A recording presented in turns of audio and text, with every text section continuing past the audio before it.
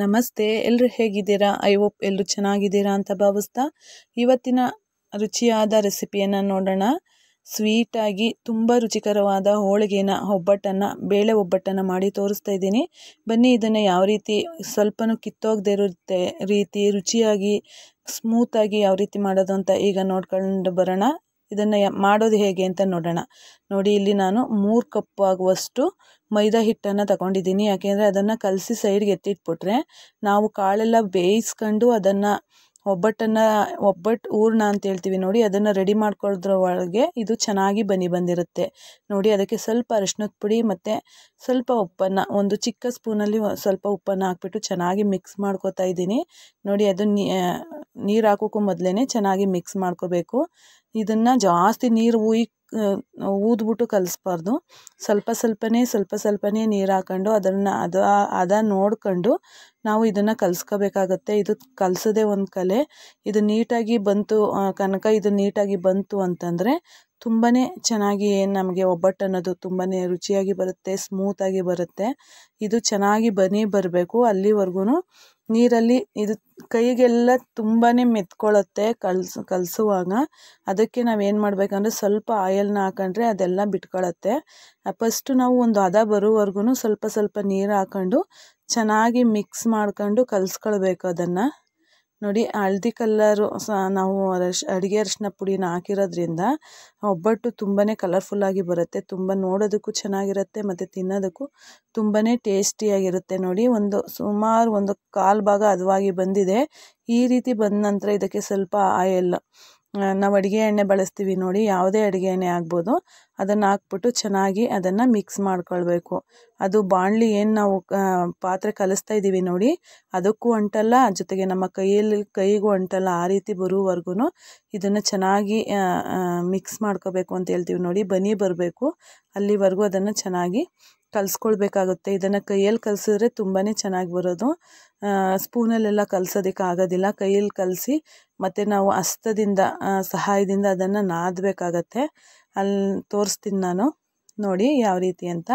ಇದನ್ನು ನೀಟಾಗಿ ಆಯಿಲ್ ಹಾಕೊಂಡು ಅದು ಒಂದು ಹದ ಬರೋವರೆಗೂ ಚೆನ್ನಾಗಿ ಮಿಕ್ಸ್ ಮಾಡ್ಕೊಳ್ತಾನೆ ಬರಬೇಕಾಗುತ್ತೆ. ಇದನ್ನು ನೀಟಾಗಿ ಕಲಸಿಟ್ಕೊಂಡ್ರೆ ನೋಡಿ, ಆಲ್ಮೋಸ್ಟ್ ಒಂದು 90% ರೆಡಿಯಾಗಿದೆ.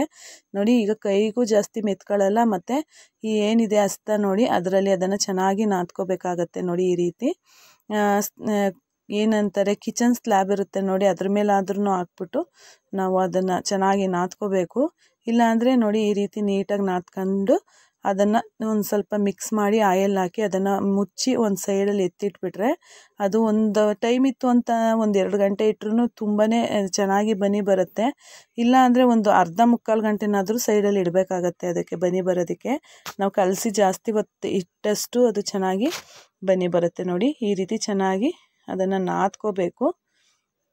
ನಾದ್ಕೊಂಡು ಅದನ್ನು ಚೆನ್ನಾಗಿ ಒಂದು ಉಂಡೆ ರೀತಿಯಲ್ಲಿ ಮಾಡಿ, ಬೇಕಂದರೆ ಇನ್ನೊಂದು ಸ್ವಲ್ಪ ಆಯಿಲನ್ನು ಅದ್ರ ಮೇಲೆ ಹಾಕ್ಬಿಟ್ಟು ಒಂದು ಸೈಡ್ಗೆ ಮುಚ್ಚಿ ಒಂದು ಸೈಡ್ಗೆ ಎತ್ತಿಟ್ಬಿಟ್ರೆ ಅದ್ರ ಕೆಲಸ ಮುಗಿಯುತ್ತೆ. ಅದು ಬರೋವರೆಗೂ ನಾವು ಈ ಕಡೆಗೆ ಬೇಳೆ ಏನಿದೆ, ಕಡಲೆಬೇಳೆನ ಹಾಕಿ ನಾನು ಮಾಡ್ತಾಯಿದ್ದೀನಿ. ಆ ಕಡಲೆಬೇಳೆನ ಯಾವ ರೀತಿ ಬೇಯಿಸ್ಕೋಬೇಕು ಅಂತಲೂ ನಾನು ಈಗ ತೋರಿಸ್ಕೊಡ್ತೀನಿ. ನೋಡಿ, ಈಗ ಆಲ್ಮೋಸ್ಟ್ ರೆಡಿ ಆಯಿತು. ಇದು ನೋಡಿ, ಕಲಸೋದು ಒಂದು ಕಲೆ ಅಂತ ನಾನು ಈಗಾಗಲೇ ಹೇಳಿದೆ.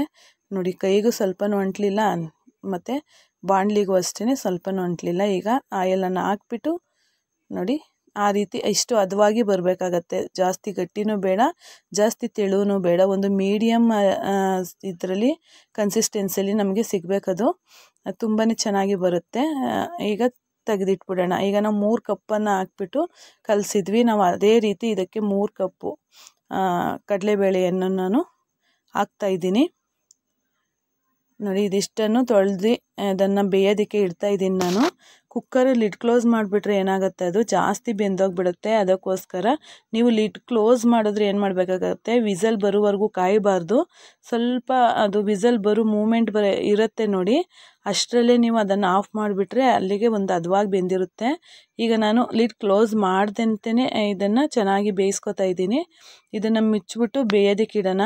ಅದು ಚೆನ್ನಾಗಿ ನೋಡಿ ಕುದೀತಾ ಇದೆ. ಇದು ಚೆನ್ನಾಗಿ ಕುದಿಬೇಕು. ನೀರನ್ನು ಸ್ವಲ್ಪ ಸಾಂಬಾರಿಗೆ ನಾವು ಒಬ್ಬಟ್ಟು ಸಾಂಬಾರಿಗೆ ಅದನ್ನು ನೀರನ್ನು ಹಾಕೋದ್ರಿಂದ ಸ್ವಲ್ಪ ಜಾಸ್ತಿನೇ ನೀರನ್ನು, ಅದು ಬೇಯುವಷ್ಟು ನೀರನ್ನು ಹಾಕಬೇಕಾಗತ್ತೆ. ನಾವು ಅನ್ನ ಬಸಿಯೋದಕ್ಕೆ ಹಾಕ್ತೀವಿ ನೋಡಿ ಅಕ್ಕಿ ಮೇಲೆ ನೀರು, ಆ ರೀತಿ ಇದಕ್ಕೂ ನೀರನ್ನು ಹಾಕ್ಬಿಟ್ಟು ಚೆನ್ನಾಗಿ ಬೇಯಿಸ್ಕೋಬೇಕು. ನೋಡಿ ಅದು ಚೆನ್ನಾಗಿ ಬೆಂದ ನಂತರ, ಚೆನ್ನಾಗಿ ಅಂದರೆ ಕಲಸೋಗೋ ರೀತಿ ಬೇಯಿಸಬಾರ್ದು, ತೆಳುವಾಗಿಬಿಡತ್ತೆ. ಒಂದು ಕೈಯಲ್ಲಿ ಹಿಚ್ಕಿ ನೋಡಿದಾಗ ಅದು ಒಡಿಬೇಕು, ಆ ರೀತಿ ಆದರೆ ಸಾಕು, ನಮಗೆ ಒಬ್ಬಟ್ಟು ನೀಟಾಗಿ ಬರುತ್ತೆ. ತುಂಬಾ ಬೆಂದ್ಬಿಟ್ರೆ ಏನಾಗುತ್ತೆ, ಅದು ಎಲ್ಲ ಜಾಸ್ತಿ ಕಲಸೋಗ್ಬಿಡುತ್ತೆ. ನೋಡಿ ಇಲ್ಲಿ ತೋರಿಸ್ತಾ ಇದ್ದೀನಲ್ಲ, ಈ ಕನ್ಸಿಸ್ಟೆನ್ಸಿಲಿ ಇದ್ದರೆ ಸಾಕು, ಇದನ್ನು ನಾವು ನೀಟಾಗಿ ಒಬ್ಬಟ್ಟನ್ನು ಮಾಡ್ಬೋದು. ನೋಡಿ ಇದನ್ನು ಹಾಕಿದ್ದೀನಿ ಒಂದು ತೂತು ಬೋಸಿಗೆ. ನೋಡಿ ಇದನ್ನು ನೀರೆಲ್ಲ ಚೆನ್ನಾಗಿ ಸೋರಬೇಕು, ನೀರು ಇರಬಾರ್ದು. ಈಗ ನಾನು ಇದಕ್ಕೆ ಬೆಲ್ಲನ ರೆಡಿ ಮಾಡ್ಕೊಂಡಿದ್ದೀನಿ ಮತ್ತು ಕಾಯಿ ತುರಿಯನ್ನು ರೆಡಿ ಮಾಡ್ಕೊಂಡಿದ್ದೀನಿ. ಬೇಕಂದರೆ ನೀವು ಘಮಕ್ಕೆ ಏಲಕ್ಕಿ ಕಾಯನ್ನು ಹಾಕೊಬೋದು. ಈಗ ನಾನು ಒಂದು ಕುಕ್ಕರ್ಗೆ ನೋಡಿ ಸಮ ಪ್ರಮಾಣದಲ್ಲೇ ನಾನು ಬೆಲ್ಲನ ಹಾಕ್ತಾಯಿದ್ದೀನಿ. ಒಂದು 2 ಕಪ್ ಬೇಳೆ ಇತ್ತು, ನಾನು 2 ಕಪ್ಪು ತುಂಬ 2 ಕಪ್ ಬೆಲ್ಲ ಹಾಕಿದ್ದೀನಿ. ಜೊತೆಗೆ 2 ಕಪ್ಪಷ್ಟು ಕಾಯಿ ತುರಿಯನ್ನು ಹಾಕಿದ್ದೀನಿ. ಇದಿಷ್ಟನ್ನು ಸ್ವಲ್ಪ ಬಿಸಿ ಮಾಡ್ಕೋಬೇಕು, ಯಾಕೆಂದರೆ ಬೆಲ್ಲ ಬಿಸಿ ಮಾಡುವಾಗ ಚೆನ್ನಾಗಿ ಕರಗೋಗ್ಬಿಡುತ್ತೆ. ಮತ್ತು ಸ್ವಲ್ಪ ಒಂದು ಸ್ಪೂನಲ್ಲಿ ಎತ್ತಿಟ್ಟೆ, ಏನಕ್ಕೆ ಅಂತಂದರೆ ಅದು ನಾನು ಸಾಂಬಾರ್ಗೆ ಹಾಕಿದ್ರೆ ತುಂಬಾ ಟೇಸ್ಟಿಯಾಗಿರುತ್ತೆ ಅಂತೇಳಿ ಮಿಕ್ಸ್ ಆದಂಥ ಕಾಳನ್ನು ಎತ್ತಿಟ್ಟಿದ್ದೀನಿ, ಒಂದು 2 ಸ್ಪೂನಷ್ಟು. ಇದು ಚೆನ್ನಾಗಿ ಬೆಲ್ಲ ಎಲ್ಲ ಈಗ ಕರಗೋಗ್ಬಿಡುತ್ತೆ ಬಿಸಿಗೆ. ಸಣ್ಣದಾಗಿ ಸಿಮ್ಮಲ್ಲಿ ಉರಿಯನ್ನು ಇಟ್ಕೊಂಡು ಇದನ್ನು ಮಿಕ್ಸ್ ಮಾಡ್ಕೋಬೇಕು. ಇದನ್ನು ಜಾರಲ್ಲಾದರೂ ರುಬ್ಬೋದು, ಇಲ್ಲಾಂದರೆ ನಾವು ಉರುಳ್ಕಲ್ಲಲ್ಲಿ ರುಬ್ತೀವಿ ನೋಡಿ, ಇನ್ನೂ ತುಂಬಾ ಚೆನ್ನಾಗಿ ಬರುತ್ತೆ ನೋಡಿ. ಈಗ ಈ ರೀತಿ ನೀಟಾಗಿ ಅದನ್ನು ನೋಡ್ತಾ ಇದ್ದೀರಲ್ಲ, ಎಲ್ಲೂ ನೀರು ಆಗದೇ ಇರೋ ರೀತಿ ನೀಟಾಗಿ ಕರೆಕ್ಟಾಗಿ ಕನ್ಸಿಸ್ಟೆನ್ಸಿಲಿ ಬಂದಿದೆ. ಇದೆಲ್ಲನೂ ಒಂದು ಪಾತ್ರೆಗೆ ಹಾಕೊಂಡು ಅದು ರೆಡಿಯಾಗಿದೆ, ರುಬ್ಬಿದ್ದು ರೆಡಿಯಾಗಿದೆ. ಇಲ್ಲಿ ಕನಕ ನೋಡ್ಬೋದು ಎಷ್ಟು ಚೆನ್ನಾಗಿ ರೆಡಿಯಾಗಿದೆ ಅಂತ. ಮೈದಾ ಹಿಟ್ಟನ್ನು ಕಲಸಿರುವಂಥದ್ದು ನಾವು ಎಳೆದ್ರೆ ಅದು ಎಷ್ಟು ನೀಟಾಗಿ ಬರ್ತಾ ಇದೆ.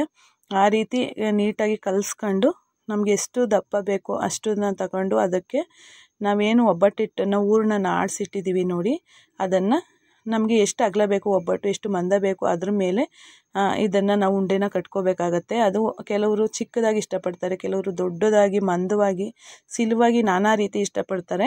ಆ ರೀತಿ ಅವ್ರಿಗೆ ಯಾವ ರೀತಿ ಇಷ್ಟ ಆಗುತ್ತೆ ನೋಡಿ, ಆ ರೀತಿ ಇದನ್ನು ರೆಡಿ ಮಾಡ್ಕೋಬೇಕಾಗತ್ತೆ. ನೋಡಿ ಇದನ್ನು ಒಂದು ಕವರ್ ಇರುತ್ತೆ ನೋಡಿ, ಕವರ್ ಮೇಲೆ ಹಾಕ್ತಾಯಿದ್ದೀನಿ, ಇಲ್ಲಾಂದರೆ ಬಾಳೆ ಎಲೆ ಇರುತ್ತೆ ನೋಡಿ, ಅದ್ರ ಮೇಲೆ ತಟ್ಬಿಟ್ಟು ನಾವು ಕಲ್ಲಿಗೆ ಹಾಕ್ಬೋದು. ಈ ರೀತಿ ನೀಟಾಗಿ ನೋಡಿ, ಎಲ್ಲೂ ಕಿತ್ತಿಲ್ಲ, ಎಲ್ಲೂ ಒಂದು ಸ್ವಲ್ಪನೂ ಏನೂ ಆಗದೇ ಇರೋ ರೀತಿ ನೀಟಾಗಿ ಒಬ್ಬಟ್ಟು ರೆಡಿಯಾಗಿದೆ. ತುಂಬಾ ರುಚಿಯಾಗಿತ್ತು, ತುಂಬಾ ಟೇಸ್ಟಿಯಾಗಿತ್ತು ಅಂತಲೇ ಹೇಳ್ಬೋದು. ನೋಡಿ ಬೇಗನೆ ರೆಡಿ ಆಗುತ್ತೆ, ಏನೂ ಲೇಟ್ ಆಗಲ್ಲ.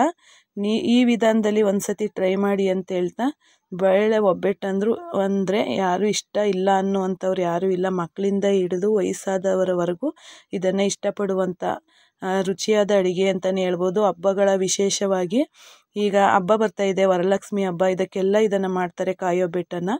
Thank you for watching.